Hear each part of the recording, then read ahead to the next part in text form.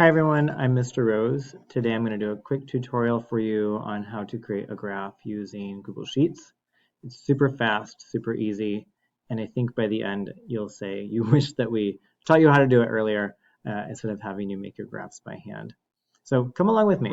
If there's ever a point where you want to pause this video, take a quick moment to do something, please do that.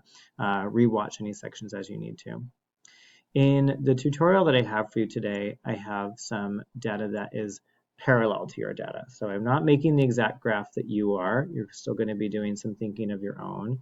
But it's in the same arena that you'll be able to say, I see what I need to do here. I have a bar graph first, and I'm going to walk through all of the parts of making the bar graph. And then I'm just going to kind of bring you to the point where you see my graph for the line graph, and you can take over from there. So let's get started. The first thing that we want to do is we want to take the data that we have in this spreadsheet and we're going to copy it. We can right click and copy, or we can do Control C. And then we're going to open that spreadsheet that we gave you and we're going to paste that data. Doesn't matter exactly where on that spreadsheet it goes. Don't worry too much about that. And I'm going to show just kind of right away that there's a problem here. And what I'm going to try to do is have that spreadsheet make the graph for us. And you'll see that it's not able to do that. And the reason is the spreadsheet here is not able to recognize numbers if the cell contains letters too. And so we need to get rid of all occurrences of letters where we want the spreadsheet to recognize it's a number. So we can do that just by deleting the word minutes. Just take that away. And at this point, we could make a graph, but I compare it to cooking. When you're cooking, you want to have everything lined up and done, all of your prep work done. You want to be organized before you begin the process of cooking. And I feel the same way about graphing. You want to have everything on the spreadsheet just perfect before you begin that graph. And so that means asking yourself if these labels are clear and if you have the units that you should have. And I removed units from these numbers. I want to go back through and I want to add a unit. And the way that unit's going to be shown is in the title of this column. So I'm going to do a parentheses and I'm going to write MIN for minutes. And I'm going to close that parentheses. This is the experiment that you did in 7th grade with your 7th grade teacher where we had ice placed in fresh water or salt water. And so I'm just comparing how long it took the ice to melt in the salt water versus the fresh water. And I can see there, highlight here, this is going to be one part of my graph, and this is the other part. And my wonder for you, which of those is the independent variable and which of those is the dependent variable? In order to answer that question, we have to think, what did we change in the setup? We changed the solution. So that means that on our bar graph, we should have the solution here on the bottom, the x-axis, and we want the time for it to melt on the y-axis. That's going to be on the side. Let me go ahead and highlight the, oops, I'm still highlighting my work here. There we go. We're going to highlight the text here and insert our chart. Okay. What the spreadsheet's done for me is it's made a really rudimentary, really basic graph. And if you were to turn this in, you would have very little credit for it. You've made a graph and it does show that there's some sort of kind of trend going on here, but it's really not what we're looking for in a graph. And so in order to make the graph kind of appropriate or up to speed, what we need to do is go back to this checklist here, and we want to go line by line to do these things. The first thing that we're asked to do is give an appropriate title on the graph. Our spreadsheet is just going to give one variable versus the other, and that's not a very helpful description. What we want to say is instead in our own words what we're illustrating. Remember that we don't use the name of the lab, so this is not like ice melting lab. What we're going to say for mine is time for ice to melt in fresh water and salt water. Hey, we use title casing on our titles, and that means that the first letter of every word is capitalized with the exclusion of words like a, and, to, or of. Okay. We have a title here that makes sense.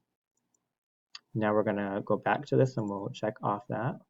And we see that we need a label for the x-axis. Go to the x-axis. This says freshwater, this says saltwater, and this says solution.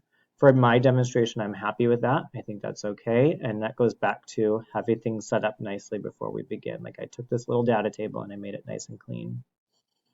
On yours, you might need to do some cleanup here. Is this a clear title that describes each of these things? Next, I want a label for the y-axis. And this says time for ice to melt. And I think that's good, again, because I did a nice job in my setup. My graph is really clean. Let me turn my lights back on. There we go. Next, we have a question about a unit on the y-axis. Let's go over here. When I was setting things up, I put that unit in there. And so now on my graph, it's done. If yours isn't done, you can double click on that y-axis title and you can manually write in what you need to there. That for me is finished. Now comes something that's a little bit tricky. We're going to add some grid lines to that y-axis. The way that we do that, these three buttons right here, we're going to hit Edit Chart, and we're going to Customize, and we're scrolling way down to the bottom, Grid Lines and Ticks. In Grid Lines and Ticks, we have the ability to make lines on our graph. Right now, it's not super readable. If I were to ask you, without that data table visible there, how many minutes did it take for the fresh water to melt? It's not very easy to tell. So what we're going to do is we're going to add some grid lines here. On my vertical axis, there are two ways to do it. There's step version and count. And sometimes that can be a little confusing. For today, we're just going to do step, and we're going to say every time we go up by one, we want a major grid line. Major grid line just means that this is a line that has a number on it. So my major grid line is here. I can also add minor grid lines.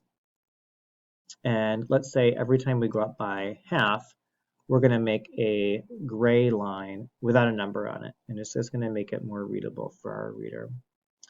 Now I can look at the fresh water and I can say, without looking at my data table over here, look at that graph and I say the fresh water melted in 1.5 minutes. The salt water melted somewhere between 5 minutes and 5.5 minutes. And it looks like it's maybe 5.3 maybe. And I go back to my data table and that's pretty darn right. So the grid lines and ticks is going to be up to you for your own data table. You may decide that 1 for a step is too small. Maybe you want it to be 5.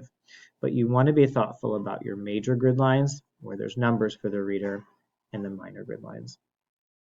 Hey, you may find that a number like that works nicely for minutes. Sometimes the count feature is nice where we say, I just want 2 lines in between, or I want 1 line in between. But be thoughtful on those minor grid lines that you're choosing a number that makes sense. It's a thoughtful number, not just kind of randomly choosing. And hey, speaking of randomly choosing, the spreadsheet has randomly chosen blue for the lines. And spreadsheets that you make are always going to give you these colors, or it's always going to be blue and it's always going to be red. And our expectation is that you're more thoughtful about the colors than just blue or red. And so what we're going to do on this customize section, we are going to click on the bar itself and we're going to change the color, the fill color. You can make it any color that makes sense to you. You should be thoughtful about the color. For me, in my class, I always had green. And so maybe my freshwater, it was a light green, and maybe I'll turn that saltwater to a darker green. Could be something like that. Or maybe I really want to contrast those two and I could do like green and yellow. Be thoughtful, think of something that works well for your data set. I feel this is pretty good. One thing that just kind of stands out to me, this title at the bottom that says solution just feels small. It feels like it's kind of as important as freshwater and saltwater. And so all I'm going to do is I'm going to bump up that title size there. Let's make it just a little bit bigger so it's clear to our reader that that is an important feature. It's not wanting to do that for me. It says it's changing the size, but it's not. Well, for the sake of time today and in front of you all, I won't mess with it. But if I had time, I would make that a little bit bigger. We have our checklist completed. The next thing is to add that graph to the space below. So back to the graph, we're going to copy that chart and we're going to paste that here. It's going to give you the option of linked and unlinked. If you paste it linked, any change that you make on that spreadsheet is going to show up in this document too. And sometimes that's a problem because things get deleted or kind of bumped around. And so my encouragement is that you leave it unlinked. Very good. Hey, let's go back here and just highlight a benefit of this graph. We have a really polished graph and it took us hardly any time. Another benefit though is sometimes when we're doing a lab, we realize we had an error. We wrote the number wrong down incorrectly. And a digital graph is really nice because now I can have a number change there where I say, oops, I made a mistake. And in no time I have an updated value there. Much better than hand drawn. Okay, our next one, I'm going to just get you started on. This is my line graph.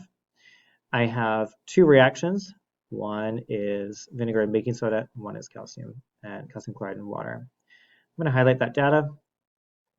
I'm going to bring it to my spreadsheet. I'll make a new sheet for it. I'll paste it. And just to show you again, that spreadsheet is not able to graph that data because I have letters in with my numbers. And so what I need to do is get rid of all of the times it says seconds and all the times it says degrees Celsius. A fast way to do that, copy it, Control F to search for it, Control V, we paste it in, and I'm going to replace it with nothing. So replace all, and that's going to get rid of it. And similar over there, under time, we have, it says seconds, and we don't want the unit to be in our data. We want our data to be just numbers. So replace it all, get rid of it. And now we're ready to graph temperature. I'm going to put that degrees Celsius back in there. Just like that cooking analogy, we want to make sure this is all the way set up before we make our graph. We have a unit here, we have a label here, label and label. Everything looks like it should. This is going to be a line graph, insert chart. We want 2 lines.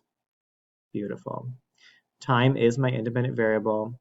I have 2 lines and I have a little key provided. And I still have a long way to go.